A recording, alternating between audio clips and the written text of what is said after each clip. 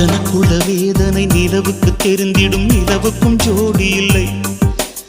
எழுதிய கவிதைகள் உனை வந்து சேர்ந்திட கவிதைக்கும் கால்கள் இல்லை. உலகில் பெண் வர்க்கம் 100 கோடியாம், அதிலே நீ யாரடி?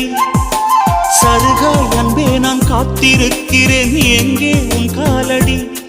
மணி சரி பார்த்து தினம் வழி பார்த்து இரு விழிகள் தேய்கிறேன்.